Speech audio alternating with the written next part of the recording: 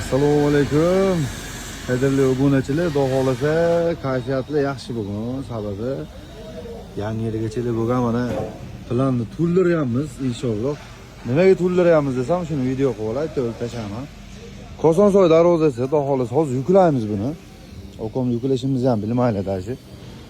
Sifatli, cho'tki holatda chiqsin bo'ldi deganim, mana xudo xolasa sifatlari ideal holatda xudo xolasa. Okey. Xudo xolasa yangi yilga yangilik qilib buni yuklaymiz, ertaga o'rnatamiz inshaalloh. Ruchkalarni tepasiga yopishtirdik.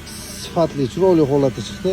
Yana undan kayfiyat zo'rligi mana bu Andijon darvozasini ham yangi yilga svarkadan chiqaraveramiz, okey. Xotirjam bo'ling degandim. Yangi yilgacha xudo xolasa mana svarkadan chiqdi, pashti bugun bitadi. 30-dekabr. Kesakilardan ham oyoq tagida bitta ulug' bo'ladi degandim, bezilog' bo'ldi, okey. Eslasangiz oyoq tagida bitta uloq tushadi oka shivellarda degandim.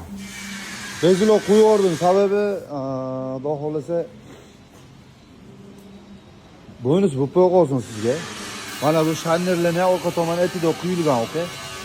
Ichidan 3 kilo 4 kilo quyilgan, bu yog'idan quyilgan, o'sha 1,5 qarishli pashti 2 qarishga bo'lib bormagan shanner, pochinnilik. Вообще katta. Baquvvat mana bu yo'llari ham. Yaramasdan mana da. Hozir bu ham bugun kechgacha bitadi xudo xolasa. Sifatli yaxshi darvoza ishlab chiqarishda davom etamiz. Abdulhay darvozalariga bemalol murojaat qilaverasizlar xudo xolasa. Mana yangi yilgacha plan to'g'razamiz degan shu, okey. Kosonsoylik yo'niga tip bering degandingiz, okey. Mana yo'niga sepamiz. Bunga sepilmagan, gruntokka sepilgan holatda turibdi. Mana aka, gruntokka kesakilarga sepgan. Xudo xolasa bundan yo'llarga sip boramiz. Uzun aytgan sip boravering degan. Farqi yo'q, biz ozgina kraskani qilishmay.